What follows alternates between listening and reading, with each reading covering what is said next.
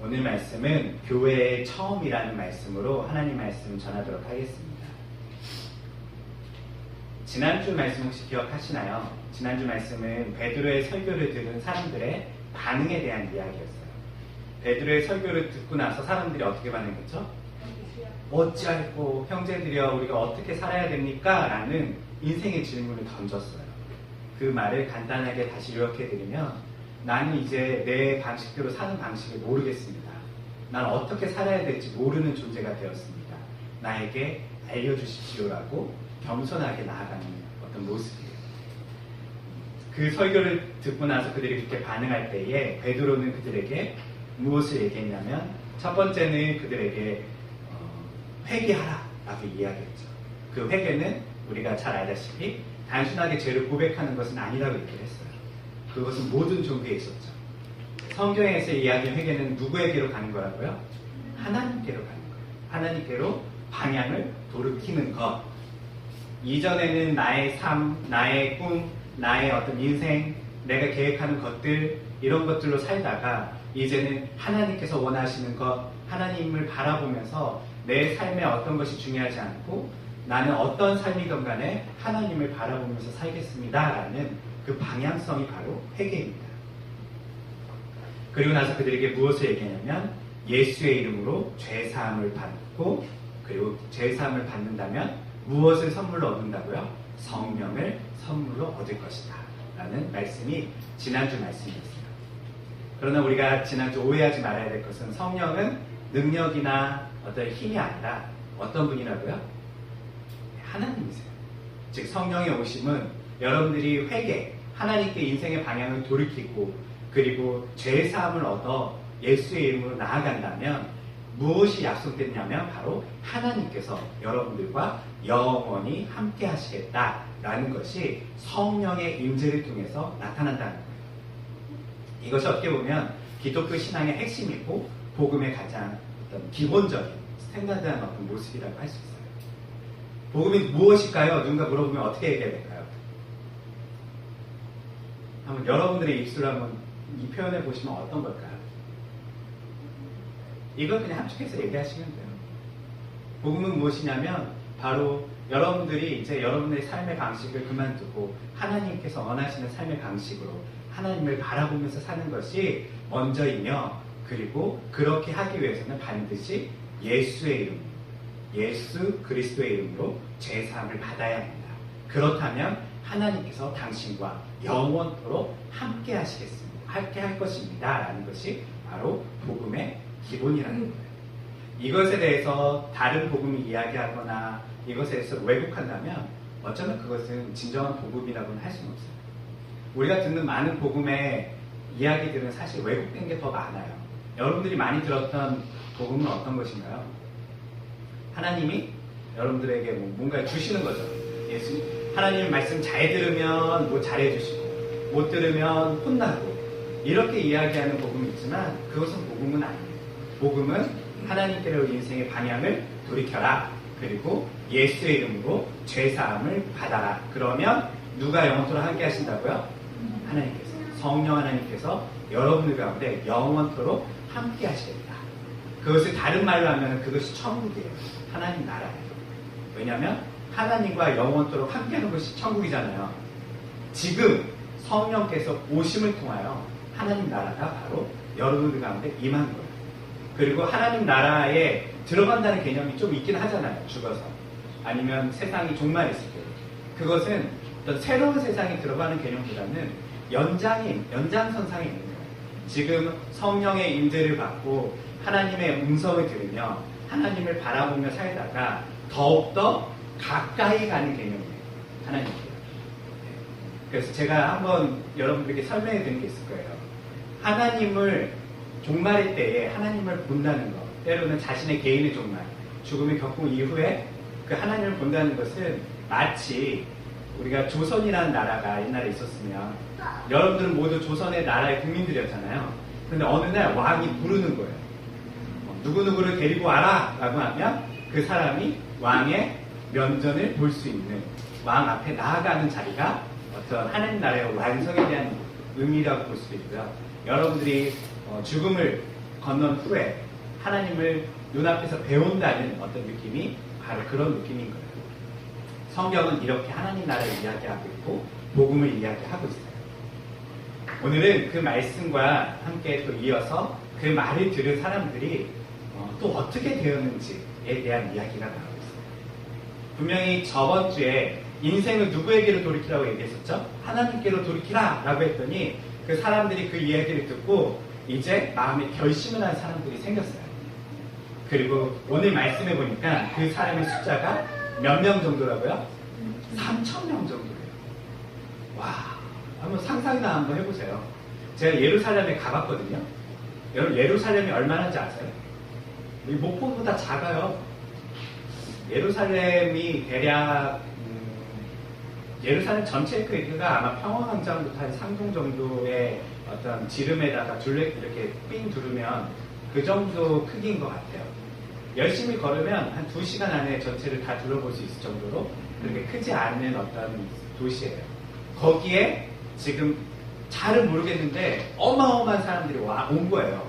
왜냐하면 이 이야기를 듣고 3,000명이 돌이켰다면 그 이야기가 선포됐을 때 그 이야기를 들은 사람들은 10,000명일 수도 있고요. 몇천 명일지 몰라요. 그리고 우리가 한번 좀 더 생각해 봤을 때에 실제 성경에서는 어린아이들을 계수하진 않아요. 그리고 여성도 잘 계수하지 않아요. 3,000명이라는 개념은 어쩌면 성인 남자만 계산했을 가능성이 있어요. 그렇다면 대략 그날 하나님께 돌아온 사람들, 세례를 받은 사람들의 숫자가 몇 명일까요? 3,000명 이상, 5,000명 가까이 되지 않았을까? 라는 우리가 생각을 해볼 수 있어요. 한번 그렇게 큰 도시가 아닌 목포만 우리가 목포라고 생각해 볼게요.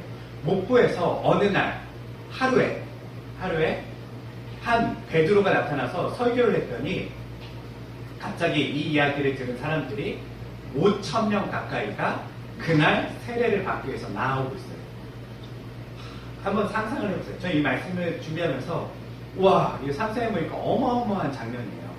인류 역사상 이러한 세대식은 없었어요, 사실은요. 네. 아무리 대형 큰 교회도요, 3,000명, 5,000명씩 하루에 세례를 받는 역사는 인류 역사상 못 본 것 같아요. 그 일이 그날 예루살렘에서 일어났다는 것이죠. 이 모습을 보면서 사람들은요, 많은 충격을 받았어요. 예수님을 지금 믿기로 한 3,000명의 사람들 뿐만 아니라 이것을 눈으로 직접 목격했던 당시에 예루살렘에 모았던 수많은 유대인들은요, 충격에 빠졌어요. 도대체 무슨 일이 일어나고 있는 것인가? 도대체 우리가 믿고 있는 그 하나님은 어떤 분이신가? 그리고 저 사람들은 도대체 그 말씀이 어떤 말씀이기에 그날 자신의 인생을 돌이켜서 하나님의 뜻대로 살겠다는 세례를 받았는가? 그것도 단순히 하나님의 이름으로 받는 세례가 아니라 누구의 이름으로요? 예수의 이름. 그 예수는 바로 2달 전에 누가 죽였죠? 유대인들이 죽였던 예수였어요. 굉장히 충격적인 일들이 지금 일어나고 있는 상황입니다. 여러분들이 이런 생각을 가지고 성경의 사도행전을 읽어야지 왜 유대인들이 어떤 전면적으로 기독교인들을 박해하기 시작했고 죽이려 하였는지 그런 것들을 이해할 수 있어요. 단순하게 조그만 동네에서 몇 명이 예수를 믿는 어떤 모습이 아니에요. 지금 한 나라, 한 도시가요, 술렁이고 있어요. 이 술렁임은 당시에 있었던 모든 기존 체제를 다 흔드는 사건이에요. 이것을 보면서 로마라는 나라도 긴장했을 거고요. 이것을 보면서 당시에 유대 권력자들도 정치인들과 종교인들도요, 뭔가 긴장한 그런 모습이 지금 일어난 거예요. 그리고 오늘 말씀을 보니까 이 이야기를 듣고 세례를 받은 이후에 그 사람들이 어떻게 살았는지에 대해서 말씀에 쭉 나와 있어요. 어떻게 살았다고 얘기하죠? 그들은 먼저 세례를 받은 후에 집에 가지 않았어요.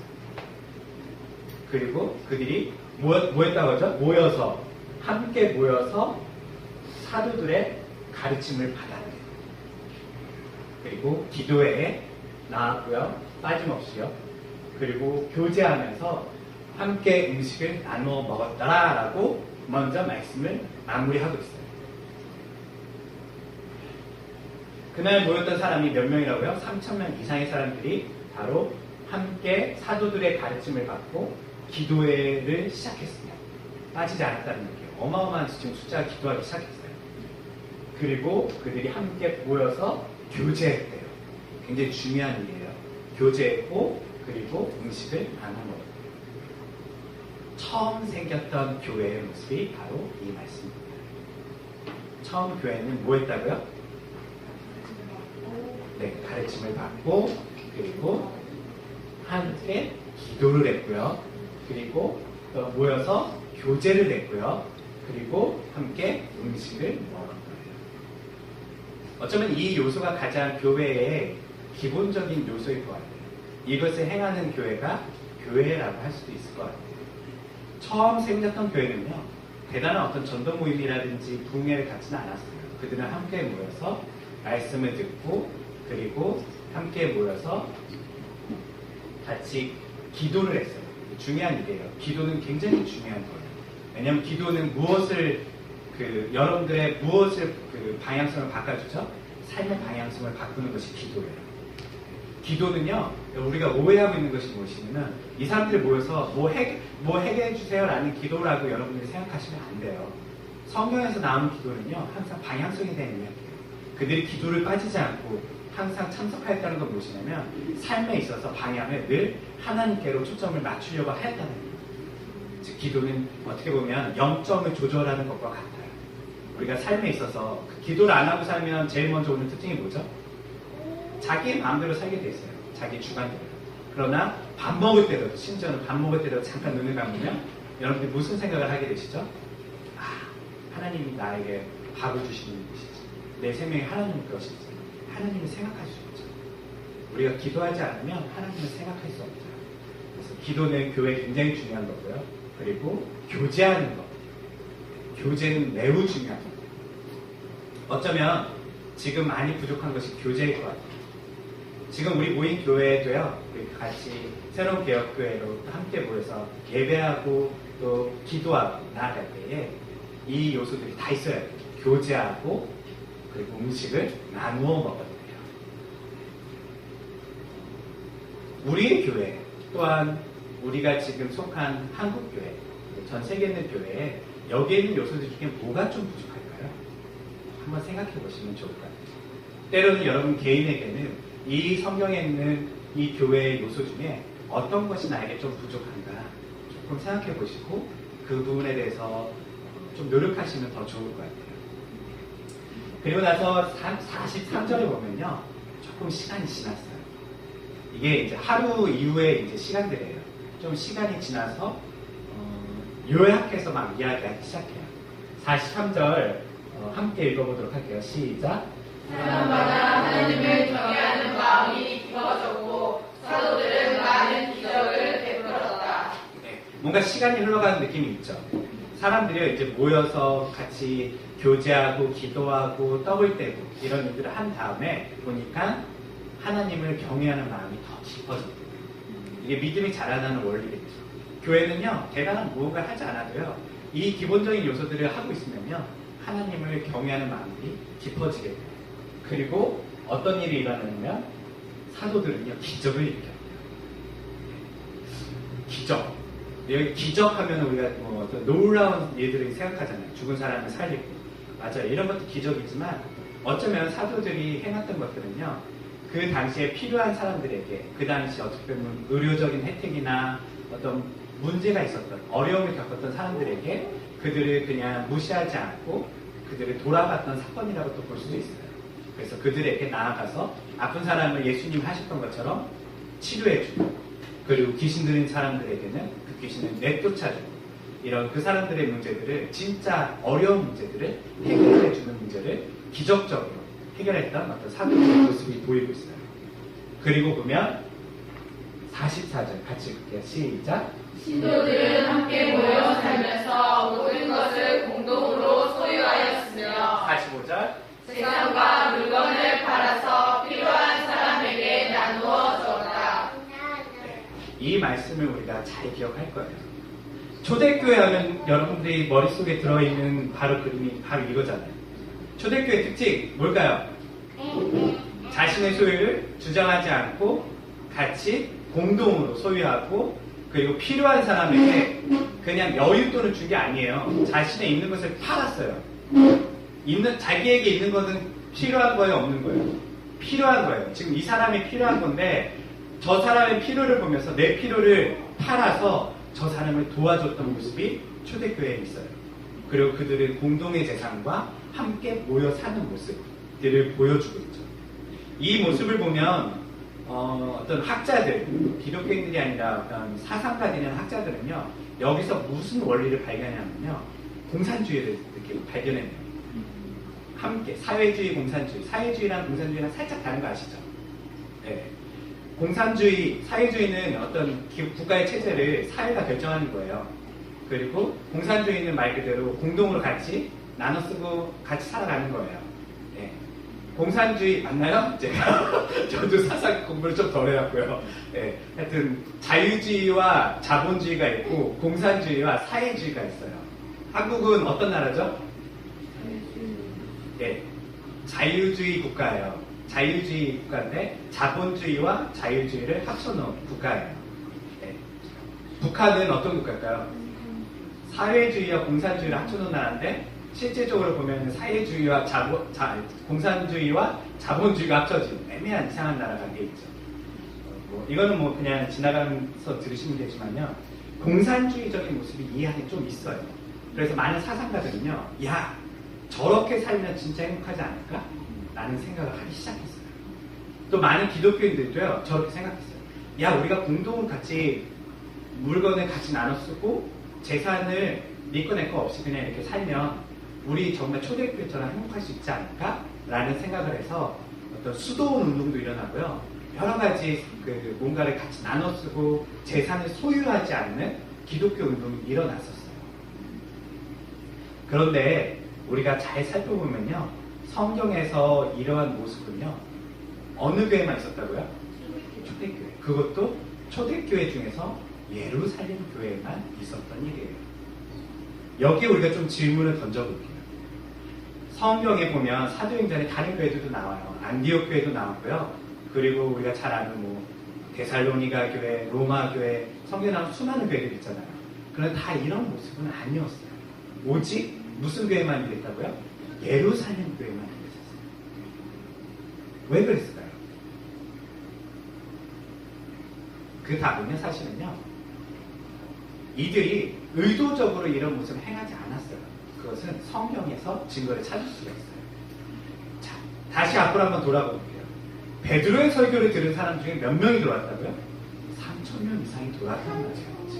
근데 이 사람들은 원래 예루살렘에 거주했던 사람들이 아닐 가능성이 높아요. 우리가 베드로의 설교를 들은 사람들의 그 앞부분을 추적해보면 방언이 터질 때에 사람들이 명절에 그 예루살렘에 와서 어느 나라 소리를 들었다고요? 각기 자기 나라 말, 외국에서 자기가 있었던 살 때에 그 나라 말을 들었었대요. 즉 이 말을 지금 베드로의 설교를 들었던 사람들의 대부분은요, 지금 외지에서 온 사람들이에요. 타향에서 온 사람들이에요. 다른 국가에서 살다가 예루살렘에 명절을 지내기 위해서 온 사람들이에요. 마치 우리의 추석처럼 명절이 되면 다 모이잖아요.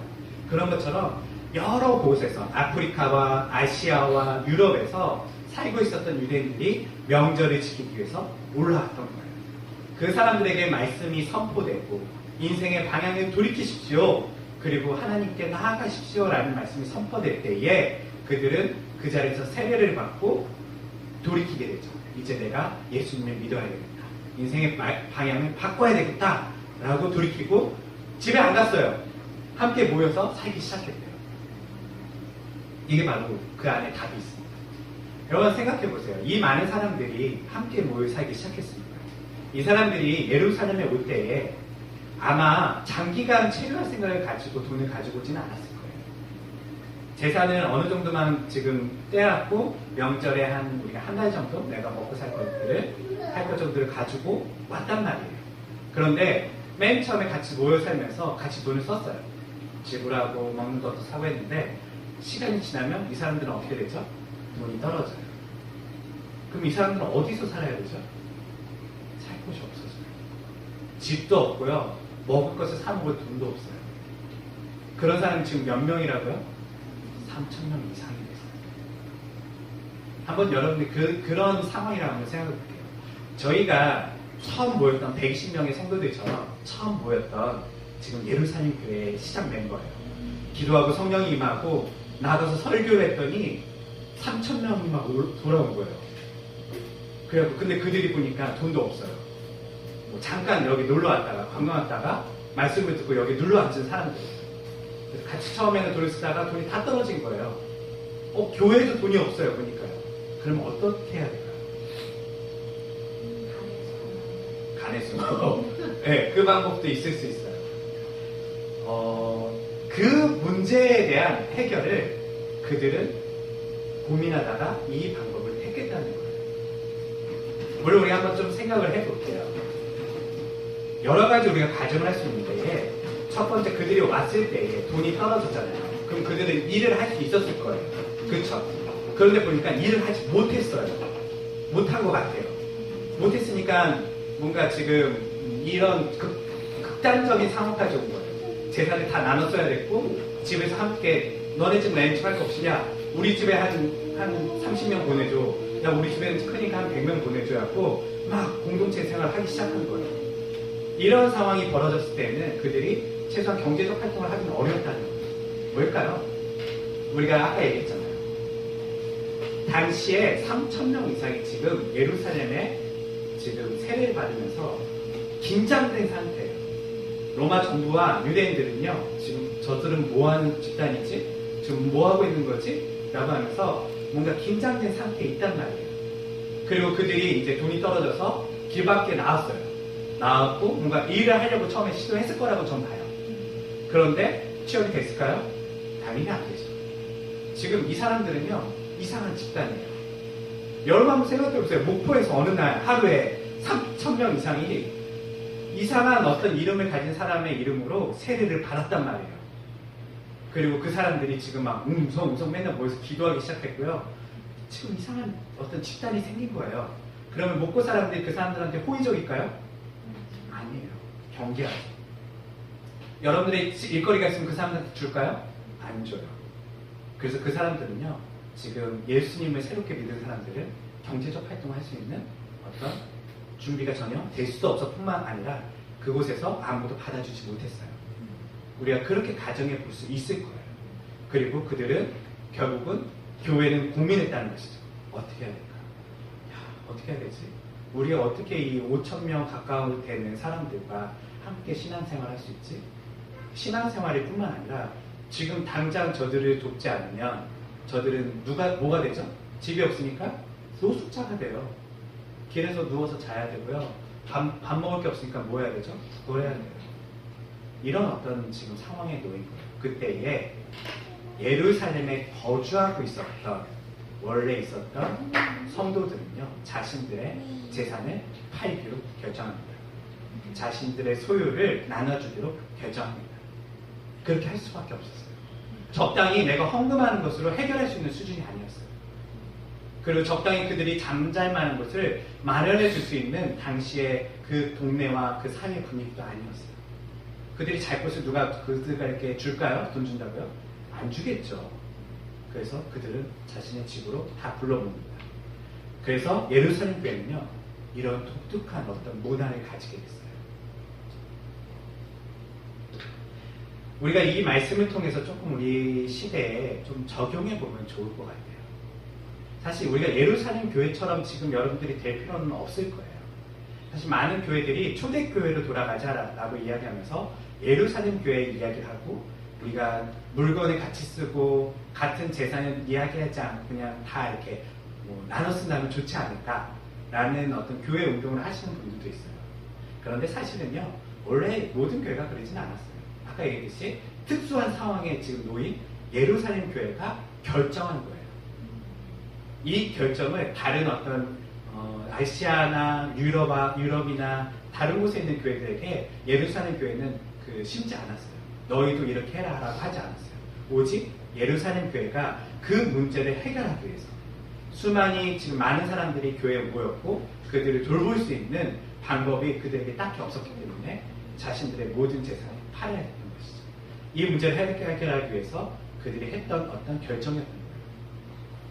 그래서 교회 운동을 할 때에 이것을 단순하게 따라한다면 당연히 될까요? 안 될까요?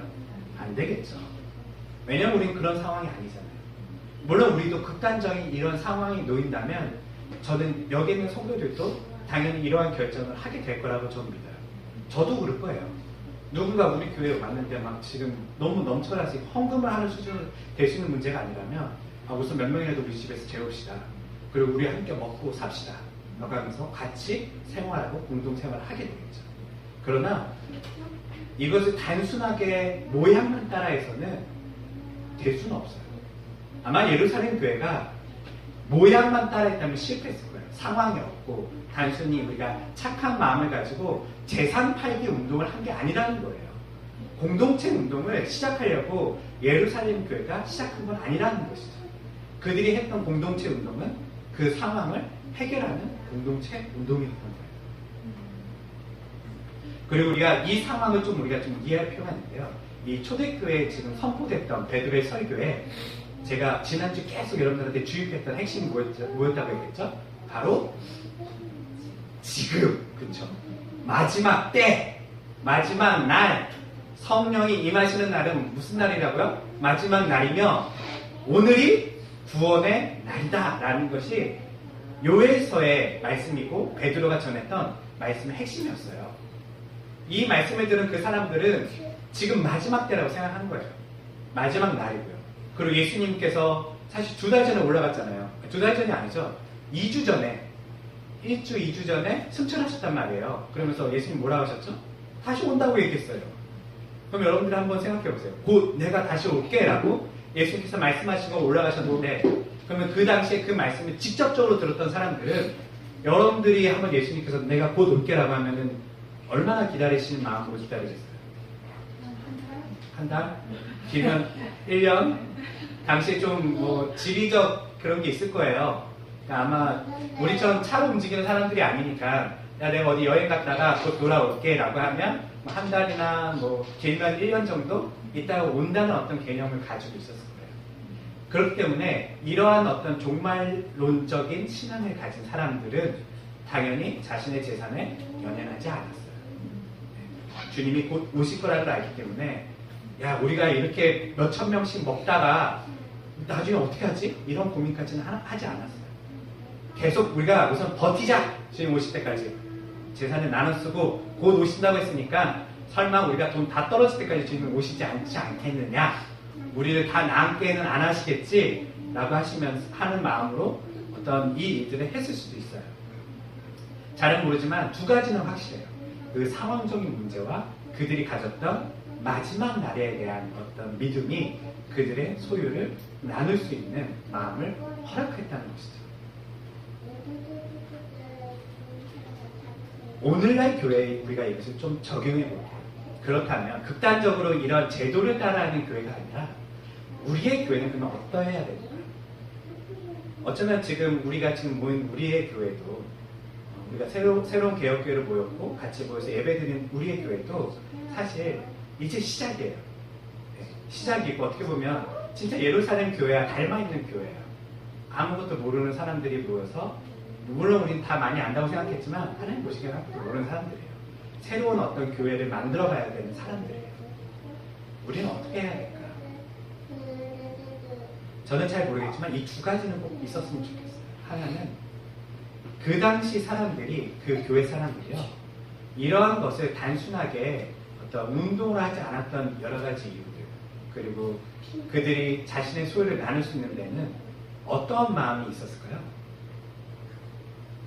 사랑이죠. 네. 잘 보면요. 오늘 말씀에 보면 교회가 했던 것들을 보면요. 어떤 구체적인 무엇들을 얘기해요. 교제하고 떡을 떼고 말씀을 듣고 기도하고 이런 모습들을 한마디로 요약하라면 사랑이에요. 그들은요. 형제를 사랑했어요. 그러한 모습으로 그들은 날마다 모였고요. 그럴 때 뭐가 깊어졌다고요? 신앙이 깊어졌어요. 그리고 어떤 일이 일어났죠? 성도들은 이제 문제를 해결하기 위해서 자신의 재산을 팔았고요. 그리고 문제를 해결하기 위해서 이 문제가 뭐예요? 내 형제에게, 내 친구에게 닥친 문제라는 거예요. 이 문제를 해결하기 위해 단순하게 기부하거나 어느 정도 적당 선에서 해결한 것이 아니라 적극적으로 그들은 나섰다는 거예요. 우리 교회 가운데 회복해야 되는 것은 바로 이거예요. 형제에 대한 사랑이죠. 어쩌면 우리가 한번 더 뒤로 더 한번 올라가 볼게요. 거슬러 올라가 보면 우리는 왜 형제를 잘 사랑하지 않을까요? 여러분들은 왜 형제를 잘 사랑하지 않을까요? 제가 여러분들한테 1000만 원만 있으라 나 좀 빌려주려고 빌려주겠어요? 어렵잖아요. 물론 없어도 어렵지만 있어도 쉬운 일이 아니에요. 1000만 원이 어때요? 사실 100만 원만 빌려달라도 어려워요. 10만 원만 빌려달라도 사실 그 기쁜 마음으로 주긴 좀 어려워요. 네. 이슬이가 저한테 거꾸로 목사님 10만 원만 주세요. 그러면 이슬아 그래 필요하니 웃으면서 주지만 속은 저도 그럴 거란 말이에요. 사실 쉬운 일이 아니에요. 그런데 그들은 어떻게 형제를 사랑할 수 있었고 그 문제를 해결할 수 있었을까요? 이 네 가지에 충실했다는 거예요. 말씀, 사도들의 말씀을 잘 들었다는 것은 무엇을 의미하냐면요. 예수님의 가르침을 그들은 날마다 기억하고 배웠다는 거예요. 여러분 예수님의 가르침의 핵심이 뭡니까? 두 가지죠. 하나님 사랑과 이웃사랑. 이웃사랑이라고 얘기하지만 형제사랑이에요. 이웃을 우리가 좀 멀리 있는 개념을 생각하지만요. 예수님이 이야기한 거는요. 항상 멀리 있는 사람을 얘기하지 않아요. 가까이에 있는 그 사람을 너가 도와느냐가 핵심이에요. 예수님의 이웃사랑. 형제사랑이에요. 형제들 사랑하십니까? 우리 이슬이네 우리 형제들은 어때요? 서로 사랑해요? 네, 1초 안에 대답이 안 나온 것을 제가 이해했습니다. 사랑합니다 정도로 이해를 했고요. 저희도 저희 아내와 저도 사랑해요. 네, 다 사랑하시잖아요. 우리는. 그런데 예수님의 가르침 핵심은요 사랑이에요. 형제를 사랑하는 거예요. 누구를 사랑한다고요? 형제 사랑하는데 형제가 누구라고요? 가장 가까이 있는 그 사람이에요. 그 사람은 가족이 될 수 있고요. 그리고 옆에 있는 지금 교우들이 될 수 있어요. 그 사람을 사랑하는 것이 시작이에요. 예수님의 가르침의 핵심이죠. 그리고 그들은 뭐 했다고요? 기도했어요. 뭔 기도를 했을까요? 지금 예수님의 가르침을 그 들은 사람들은 무슨 기도에 집중했을까요? 아마 예수님의 가르침에 그들이 이해를 제대로 했다면 형제사랑에 관련된 기도가 분명히 있었을 거예요. 주님, 내 옆에 있는 저 형제가 지금 저기 아프리카에서 지금 올라왔는데 오늘 얘기를 들어보니까 일주일 정도 살 돈을 냈는데 다음 주부터 나암도 생겼습니다. 어떻게 해야 됩니까? 취업도 안 된다고. 어떻게 해야 됩니까? 라고 그들은 기도했어요. 형제를 위해서 당연히 기도했어요. 옆에 있는 친구들의 문제를 그냥 쉬운 문제로 해결하지 않고요. 그 문제를 가지고 그들은 가르침에 따라서 기도했을 거예요. 그리고 그들은 뭐 했다고요? 교제했어요. 교제했다는 것은 그 형제와 그냥 안녕하세요, 잘하셨습니다가 아니라 실질적인 인생의 문제들을요 나눴다는 거예요. 내 고민, 내 어려움, 때로는 내 기쁜 소식들 이런 것들을 그들과 함께 공유하고 나누었어요. 그것이 교제죠. 그리고 음식을 먹었어요. 밥을 먹었다는 건 한국 사람들한테 아주 중요한 거예요. 네. 뿐만 아니라 아시아 사람들한테 특히 중요한 거예요. 여러분 이스라엘 사람들은 유럽 사람인가요? 아시아 사람인가요? 아시아 사람들이에요. 중동 사람들은요 정서가 아시아 개념이에요. 제가 중동이라는 나라에 갔을 때에 이스라엘과 팔레스타인 그 주변에 있는 국가들에 갔을 때 그들에게 찾아갔을 때 그들이 저한테 제일 먼저 뭘 권하는지 아세요? 밥 먹자는 거예요. 똑똑똑 하면은 안녕하세요, 저 한국에서 온 누구라고 합니다 라고 하면은 웰컴 들어오세요. 그리고 우리 밥 먹어요 라고 이야기를 해요. 그들의 문화에서는요 밥을 먹는다는 건요 환영한다는 뜻이고 그리고 가족으로 받아들여주는 거예요. 식구 개념이에요. 식구. 네. 우리 여기 식구로 큰 식구가 한 명 있잖아요. 여기 이슬이네 식구들. 네. 여기에는 혈연관계뿐만 아니라 같이 먹는 밥 먹는 사람들이 있고요. 또 우리의 더 큰 공동체로 우리 주일날 모여서 왜 밥을 먹어야 될까요 도대체? 집에 가서 먹으면 더 잘 먹을 수 있는데 왜 우리는 김밥이라도 꼭 먹어야 될까요? 사실 안 먹어도 되잖아요. 네. 안 먹어도 되는데 그래도 우리가 항상 회의를 하면 그래도 뭐라도 먹어야지. 그러니까 이게 사실 우리의 정서예요. 왜냐면 우리가 먹지 않는다는 거는요 적대감이에요. 여러분 싫어하는 사람은 밥 먹어요? 안 먹어요. 절대 안 먹어요.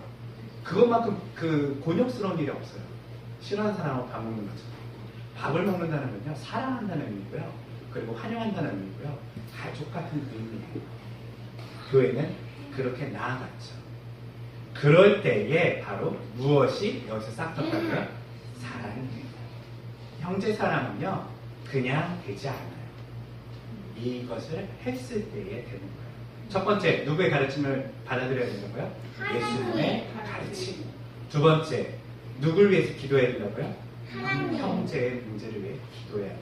세 번째, 그리고 그들은 뭐 해야 된다고요? 같이 인생의 문제를 교감하고 교제해야 돼요. 여기 있는 우리는 더 많이 알아가야 돼요. 제 인생의 문제를 혹시 아시나요? 찬양이 제 인생의 문제를 아시나요? 모르죠. 저도 지금 찬양의 문제를 잘 몰라요. 우리한테 지금 심각한 문제가 있는 거예요. 더 다 알아가야 돼요. 더 많이 나눠야 돼요. 은혜하고도 겸이하고 선의하고도 제가 더 많이 알아가야 돼요. 여러분 모두하고 인생의 문제를 우리는 더 잘 알아가야 돼요. 교회는 뭐해서 뭐하냐? 이런 거 하는 거예요. 야, 너 뭔 일 있었어? 나 이런 일주일에 어려운 일 있었어. 너 진짜 힘들었겠구나. 이런 걸 나누고, 야, 어떤 사람이 나 저번에 괴롭혔어. 같이 욕해주고. 이게 같이 좀 삼천포로 빠지려고 하는데요. 제가 이제 그 커뮤니티가 있어요. 교회 2.0 운동을 하는 목사님들과 저도 같이 이제 커뮤니티를 하거든요. 그분들 중에 한 분이 저희가 하는 일들 중에 하나가 뭐냐면 어려운 일을 당하는 목사님들이 있어요. 말도 안 되는 어려운 일을 당하면 같이 욕을 해줘요. 댓글에다가 막 욕을 해줘요. 네. 그 욕하는 모임 뭔지 아세요? 목사들이 욕하는 모임에서 목욕이에요. 그래서 이거 하고 나면 개운해요. 네. 물론 욕을 제가 권장하지는 않지만요. 때로는 진짜 힘든 사람을 위해서 같이 아파해 주는 거, 때로는 같이 편이 돼줘서 비난도 해주는 거. 우리 너무 착한 표현이 걸려있잖아요. 어떤 형제가 지금 뭐 학교에서 어려운 일을 당했어요. 만약에 찬양이가 학교에서 어려운 일을 당했어요. 그러면은 여러분 옆에서 뭐라고? 찬양아 괜찮아. 네가 참아야지. 아닌가요? 내가 응징해줄게. 하여튼 우리는 좀 더 공동체 의식이라는 건요. 나의 적은 너의 적은 나의 적. 네. 그런 게 사실은 그 조직이잖아요. 너를 괴롭히면 내가 가서 철저히 응징해주고. 그게 조직의 핵심이에요. 조직의 이론 중에 핵심이요. 우리 식구를 건들면 가만두지 않겠다가 조직의 어떤 핵심이거든요. 교회가 좀 그런 모습이 있어야 돼요. 그만큼 형제의 문제에 대해서 깊이 알아야 되고 마음속 깊이 그것을 내 것으로 받아들이는 모습이 있어야 돼요. 그럴 때에 뭐가 폈다고요? 사랑이 폈어요. 그리고 그들은 뭘 하기 시작했다고요? 이제 사랑이 시작됐습니다. 그들은 아낌없이 자기 것을 주장하지 않는 거죠.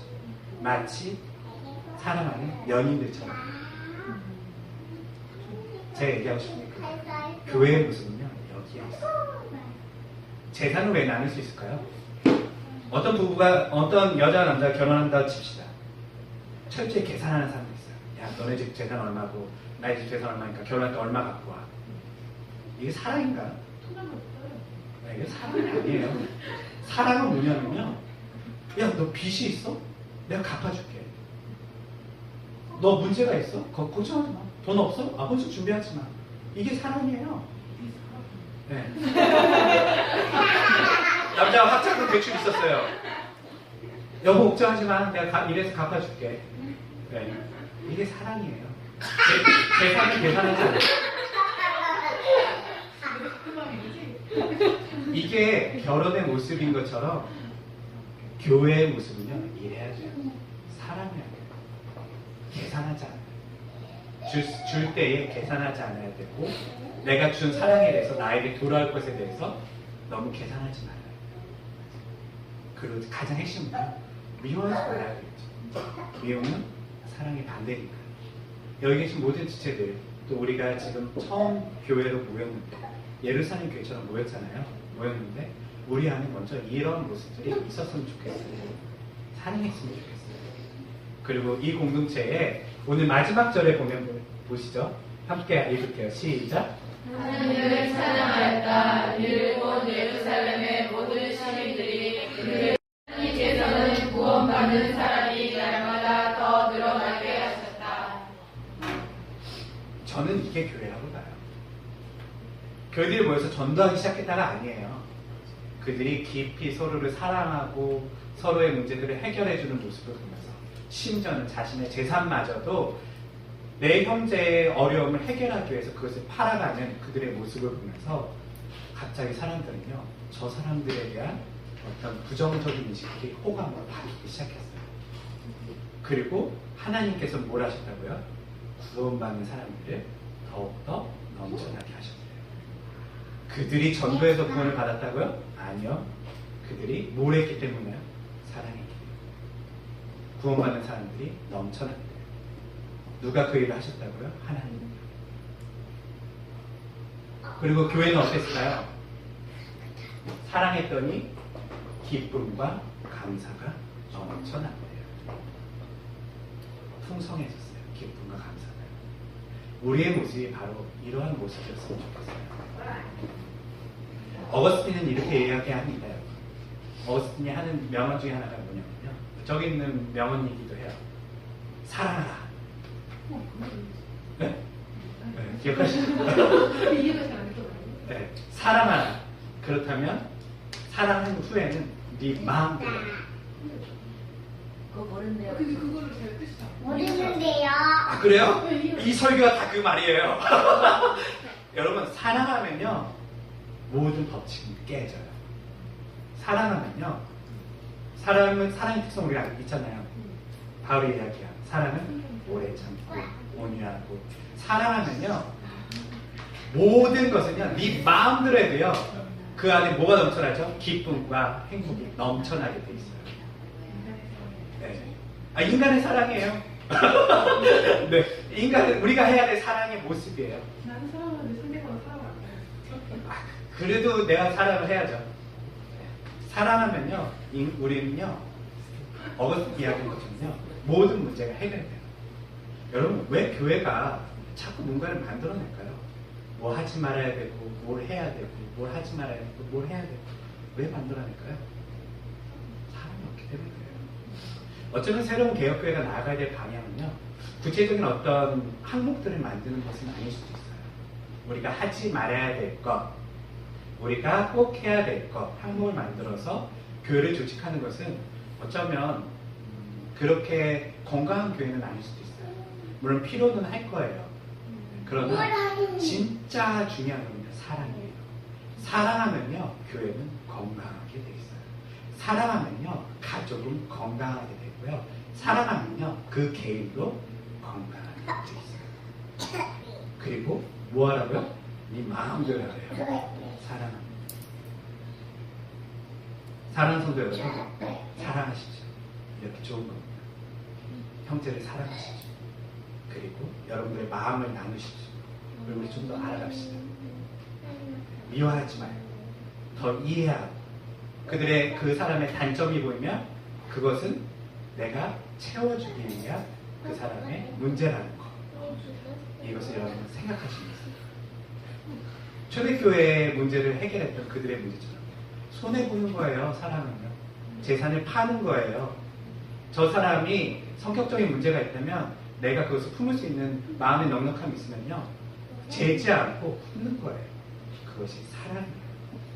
사랑의 모습이 회복돼서 우리가 초대교회의 모습 그리고 예루살렘 교회의 모습을 회복해가는 우리 모두가 되시기를 주님의 이름으로 축원합니다. 기도하겠습니다.